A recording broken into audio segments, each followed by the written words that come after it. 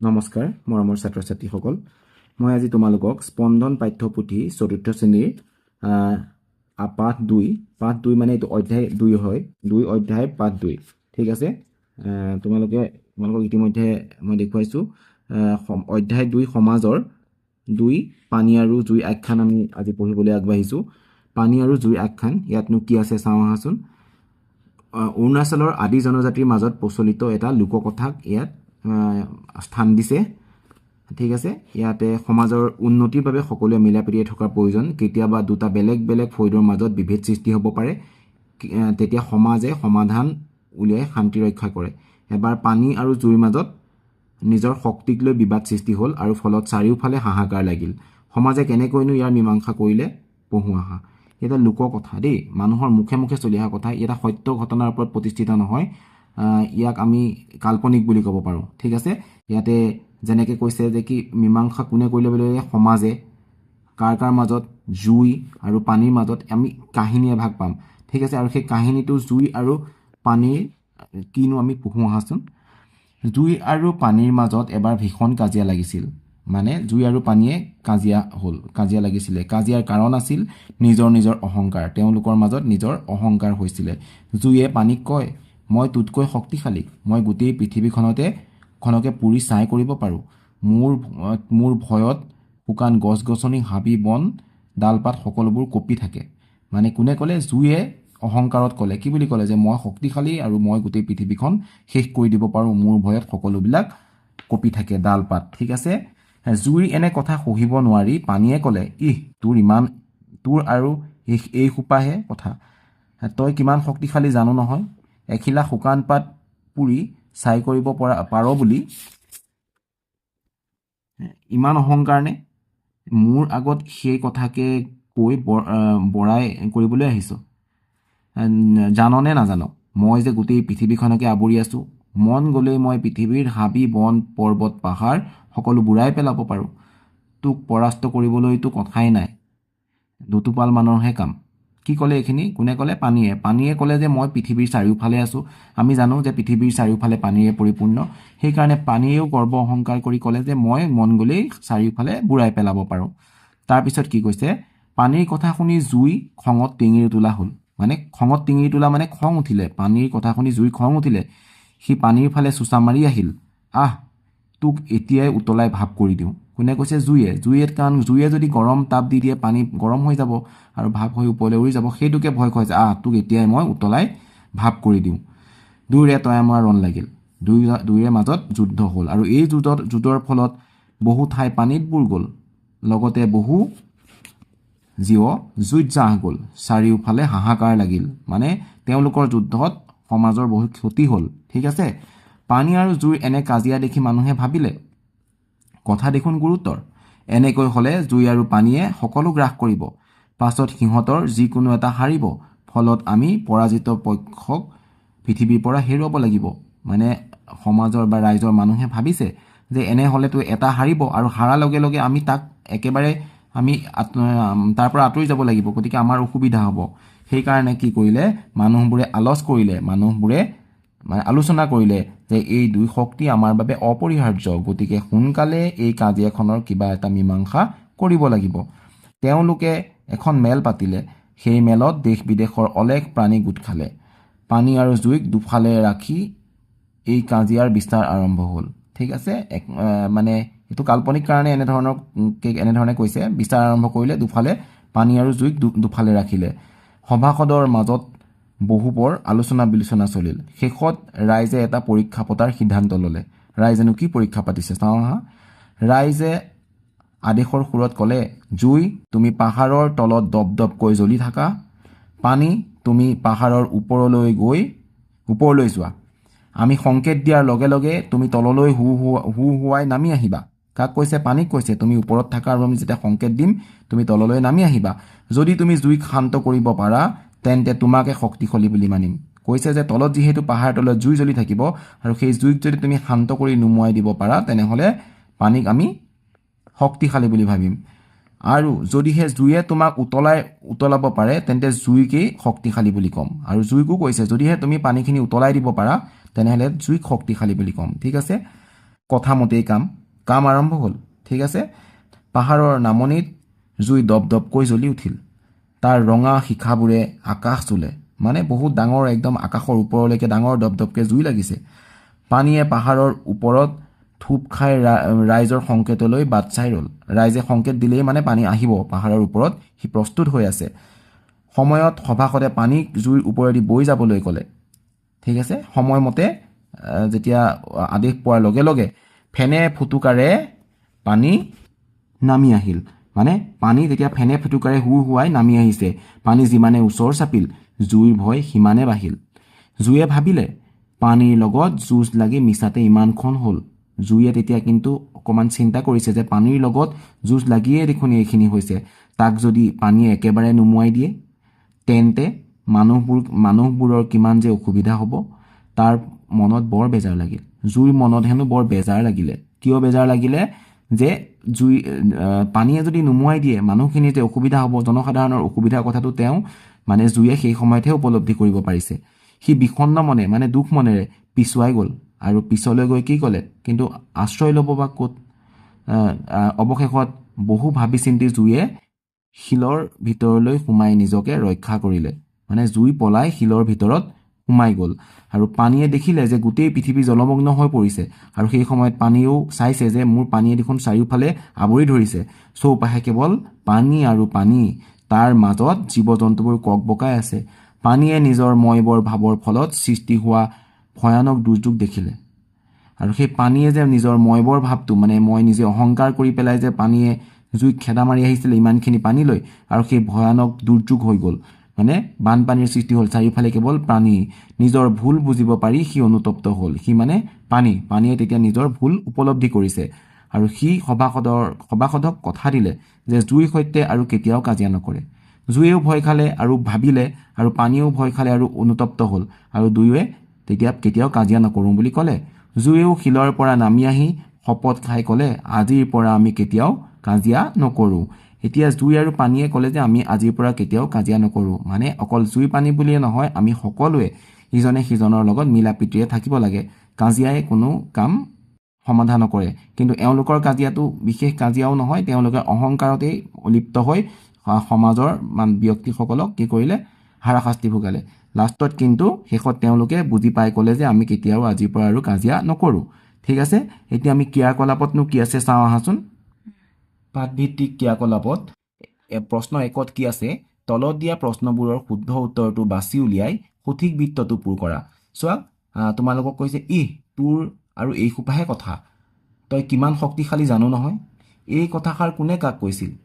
যেতিয়া প্ৰথমতে জুয়ে অহংকাৰ কৰি কৈছিলে সেই সময়তে পানীয়ে কৈছিলে কাক পানীয়ে জুইক কৈছিলে ইয়াত জুয়ে মানুহে জুইক সভাসদে পানীক এইখিনি নহয় শুদ্ধ উত্তৰটো হ'ল খ পানীয়ে জুইক কৈছিলে আৰু সেই খটোতে আমি গোল কৰি এইটো আমি সম্পূৰ্ণ কৰি দিছোঁ ঠিক আছে বৃত্তটো পূৰ কৰিবলৈ যিহেতু দিছে বৃত্তটো পূৰ কৰি দিছোঁ তাৰ মনত বৰ বেজাৰ লাগিল মানে কাৰ মনত জুইৰ মনত জুয়ে শেষৰ সময়ত যেতিয়া উপলব্ধি কৰিছে তেতিয়া ইয়াত তাৰ বুলি কাৰ কথা কোৱা হৈছে তাৰ বুলি জুইৰ কথা কোৱা হৈছে পানীৰ সভাসদৰ মানুহৰ নহয় জুই গতিকে আমি ঘটোত গোল কৰিছোঁ আৰু ইয়াৰ পিছত তোমালোকৰ 2 নম্বৰত তলত দিয়া প্ৰশ্নসমূহৰ উত্তৰ দিয়া বুলি কৈছে এতিয়া এই প্ৰশ্নখিনি আমি উত্তৰলৈ যাওঁ বলাচোন প্ৰশ্ন 2 ক পানী আৰু জুইৰ মাজত কিয় কাজিয়া লাগিছিল উত্তৰ কোনে নিজকে ডাঙৰ বা শক্তিশালী বুলি প্ৰমাণ কৰিব পাৰে সেই লৈয়ে পানী আৰু জুইৰ মাজত কাজিয়া লাগিছিল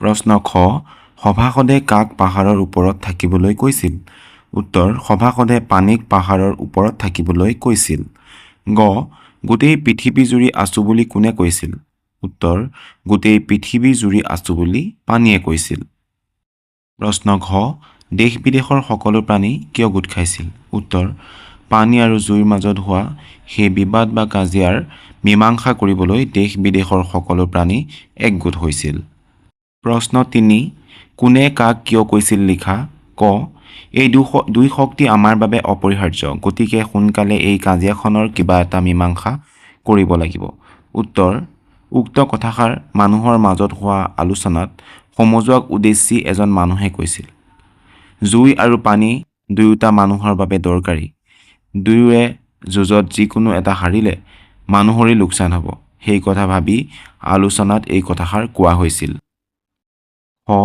আহ পানী, তোক এতিয়াই উতলাই ভাপ কৰি দিম। উত্তৰ, এই কথাষাৰ জুয়ে পানীক খঙত কৈছিল, কাৰণ পানীয়ে জুইক পৰাস্ত কৰাটো দুটোপাল মানুহৰহে কাম বুলি কৈ জুইক জোকাইছিল। প্ৰশ্ন 4, পানী আৰু জুইৰ আখ্যানটো চমুকৈ কোৱা। উত্তৰ, নিজৰ নিজৰ অহংকাৰৰ বাবে জুই আৰু পানীৰ মাজত এবাৰ ভীষণ কাজিয়া লাগিছিল। দুয়োৰে যুঁজৰ ফলত চাৰিওফালে হাহাকাৰ লগা দেখি মানুহে এখন মেল পাতিলে। মেলৰ সিদ্ধান্ত অনুসৰি এটা পৰীক্ষা পতা হ'ল, য'ত জুইক পাহাৰৰ তলত আৰু পানীক পাহাৰৰ ওপৰত ৰখা হ'ল। সংকেত পোৱাৰ লগে লগে পানী হুহুৱাই নামি আহি জুইৰ ওচৰ পোৱাত জুইৰ মনত মানুহৰ অসুবিধাৰ কথা ভাবি বেজাৰ লাগিল আৰু সি পিছ হুহুকি গৈ শিলৰ ভিতৰত সোমাই লুকাই থাকিল। ইফালে পানীয়েও নিজৰ অহংকাৰৰ ফলত পৃথিৱীত সৃষ্টি হোৱা ভয়ানক দুৰ্যোগ দেখি নিজৰ ভুল বুজি পালে। শেষত দুয়ো নিজৰ ভুল বুজি পালে আৰু কেতিয়াও কাজিয়া নকৰোঁ বুলি শপত খালে। কাহিনীভাগ ইমানেই, তোমালোকে নিজে লিখিবলৈ চেষ্টা কৰিব পাৰা। প্ৰশ্ন 5, তলত কিছুমান শব্দৰ অৰ্থ দিয়া আছে, সেই অৰ্থ প্ৰকাশ কৰা শব্দবোৰ কাষৰ শব্দজালৰ পৰা বাছি উলিয়াই খালী বাকচত লিখা। তোমালোকে দেখিছা শব্দ গিলা কাৰ্য, আগুৰি ধৰা কাৰ্য, তাৰ অৰ্থটো দিয়া আছে গ্ৰাস বুলি, আৰু গ্ৰাসটো কিতাপত ইতিমধ্যে কৰা আছিলে। ঠিক তেনেধৰণে মই তোমালোকক কৰি দেখুৱাইছোঁ। বিষাদে আৱৰি ধৰা, বেজাৰ মোৱা, বিষণ্ণ। পানীত ডুবি থকা, জলমগ্ন। সভাত উপস্থিত থকা লোক, সভাসদ। অহংকাৰ বা দম্ভালি, বৰাই। কোনো গোচৰ আদি বিচাৰ কৰিবলৈ লগ হোৱা সমাজ, মেল। ঠিক আছে। প্ৰশ্ন 6খ, তলত দিয়া বাক্যকেইটাত থকা বিশেষণ পদবোৰ বাছি উলিওৱা। ফাতেমা এজনী শান্ত ছোৱালী। ফাতেমা কেনেকুৱা ছোৱালী? শান্ত। ইয়াত শান্তটো হৈছে বিশেষণ। দুখ গুণ যদি বুজায় তাক আমি বিশেষণ বুলি কওঁ। আজি ডাৱৰীয়া বতৰ, মানে আজি বতৰটো কেনেকুৱা? ডাৱৰীয়া। ডাৱৰীয়াটো হ'ল বিশেষণ। জিৰাফৰ ডিঙি বৰ দীঘল। জিৰাফৰ ডিঙি কেনেকুৱা? দীঘল। ইয়াত দীঘলটো হৈছে বিশেষণ। মনোযোগেৰে কিতাপ পঢ়িবা। কেনেকৈ পঢ়িবা? মনোযোগেৰে পঢ়িবা। ইয়াক বিশেষভাৱে বুজাইছে, গতিকে এই বিশেষণ। প্ৰশ্ন 6ক, তলত দিয়া দফাটো পঢ়া আৰু বিশেষণ পদবোৰ বাছি উলিওৱা। বিশেষণ পদ মানে এনেধৰণৰ পদ যিবোৰে অইন পদৰ দুখ গুণ, অৱস্থা আদি প্ৰকাশ কৰে, এইবোৰকে বিশেষণ পদ বুলি কওঁ। ঠিক আছে। এতিয়া আমি ইয়াত পঢ়িছোঁ, ঋতুহঁতৰ পোহনীয়া কুকুৰটোৰ নাম কুকু। ইয়াতে পোহনীয়া শব্দটো বিশেষণ। আৰু ঋতুৱে তাইক কুহুমীয়া গৰম পানীয়ে গা ধুৱায়। কুহুমীয়া গৰম বিশেষণ শব্দ। কুকু বৰ শান্ত কুকুৰ। কুকু বৰ শান্ত শব্দটো। কিন্তু অচিনাকি মানুহে তাইক খুব ভয় কৰে। অচিনাকি, কাৰণ কুকুৱে ডাঙৰকৈ ভুকে, ডাঙৰকৈ। ইফালে তাই হ'ল নুদুকা কুকুৰ। নুদুকা, তাই ৰাতি জাগি থাকে, সেয়েহে ঋতুহঁতৰ চৌহদত ৰাতি দুষ্ট মানুহ নোসোমায়। দুষ্ট। ঠিক আছে।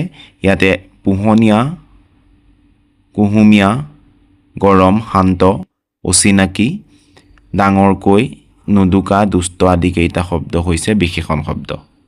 প্ৰশ্ন 7, তলত দিয়া বাক্যশাৰীলৈ মন কৰা, ৰাইজৰো শংকা আঁতৰিল আৰু মনোবাঞ্ছা পূৰণ হ'ল। ইয়াতে মনোবাঞ্ছা শব্দটোত নিয়স্যান চ মানে নিয়যোগ চ। ঠিক আছে। এতিয়া তলত তোমালোকক খালী ঠাই দি দিছে, বতাকাৰে বা খালী ঠাই দি আকাৰ, তাত নিয়স্যান চ বহালে এটা শব্দ হ'ব বাঞ্ছা, তাৰপিছত শব্দ লাঞ্ছনা আৰু বাঞ্ছনীয়। ঠিক আছে। এইকেইটা হ'ল নিয়স্যান চ যুক্ত তিনিটা নতুন শব্দ। 8ক, তলৰ বাক্যকেইশাৰীত দন্তত কত ঐকাৰে কৈ তকৈ ব্যৱহাৰ কৰি লিখা। পুথিৰ তুলনাত বৰালি মাছ ডাঙৰ। পুথিতকৈ বৰালি মাছ ডাঙৰ। ইয়াত পুথিৰ লগত তকৈ লগ লাগি পুথিতকৈ হৈছে। ক্ৰিকেট বলৰ তুলনাত ফুটবল ডাঙৰ। ক্ৰিকেট বলতকৈ ফুটবল ডাঙৰ। বলৰ লগত তকৈ বলতকৈ হৈছে। ঠিক আছে। তুলসী গছৰ তুলনাত আম গছ ওখ। তুলসী গছতকৈ আম গছ ওখ। গছৰ লগত তকৈ গছতকৈ হৈছে। জিৰাফৰ তুলনাত হৰিণ চাপৰ। জিৰাফতকৈ হৰিণ চাপৰ। জিৰাফৰ লগত তকৈ জিৰাফতকৈ হৰিণ চাপৰ। প্ৰশ্ন 9, প্ৰাচীন কালত মানুহে শিলৰ ঘৰখনৰ উপৰি আৰু কিহৰ সহায়ত ফিৰিঙতিৰ সৃষ্টি কৰিছিল? কাঠৰ ওপৰত কাঠৰ ঘৰখন কৰি, শিলৰ ওপৰত ধাতুৰ ঘৰখন কৰি বা ধাতুৰ আঘাত কৰি।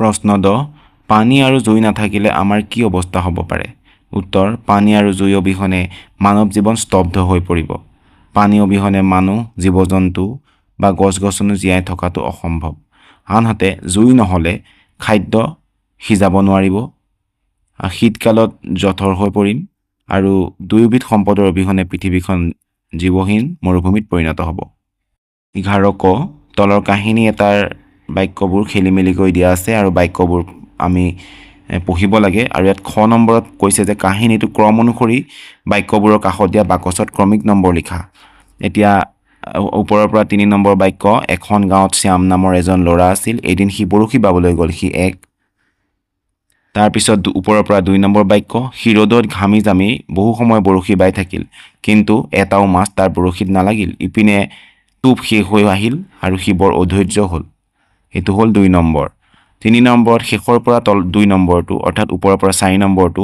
অলপ দূৰৈত কানাই নামৰ ল'ৰা এজনে বৰশী বাই আছিল হেতু 3 নম্বৰত হ'ব 4 নম্বৰত একেবাৰে শেষৰটো হ'ব শ্যামৰ অৱস্থা দেখি কানাই তাৰ ওচৰলৈ আহিল সি শ্যামক ক'লে অলপ সময় ধৈৰ্য ধৰাচোন ই 4 নম্বৰত হ'ব অৰ্থাৎ শেষৰ বাক্যটো ইয়াৰ প্ৰথমৰ বাক্যটো হ'ব শেষ 5 নম্বৰত কানায়ে শ্যামক কেইটামান টোপ দিলে কিছু পৰৰ পাছত শ্যামে বৰশীত এটা ডাঙৰ চেঙা মাছ পালে ঠিক আছে ইয়াতে কৈছে যে তুমি কাহিনীবোৰ ক্ৰমত সজোৱা আৰু কাহিনীটো লিখা ইয়াত আমি ক্ৰমত যদি সজাও কি হ'ব এখন গাঁৱত এজন শ্যাম নামৰ ল'ৰা আছিল এদিন সি বৰশী বাবলৈ গ'ল সি ৰ'দত ঘামি জামি বহু সময় বৰশী বাই থাকিল কিন্তু এটাও মাছ তাৰ বৰশীত নালাগিল ইপিনে টোপ শেষ হৈ আহিল সি বৰ অধৈৰ্য হ'ল অলপ দূৰৈত কানাই নামৰ ল'ৰা এজনে বৰশী বাই আছিল শ্যামৰ অৱস্থা দেখি কানাই তাৰ ওচৰলৈ আহিল আৰু সি শ্যামক ক'লে অলপ সময় ধৈৰ্য ধৰাচোন কানায়ে শ্যামক কেইটামান টোপ দিলে কিছু পৰ পাছত শ্যামে বৰশীত এটা ডাঙৰ চেঙা মাছ পালে এনেধৰণে সজাই পেলাই আমি লিখিলে কাহিনীটো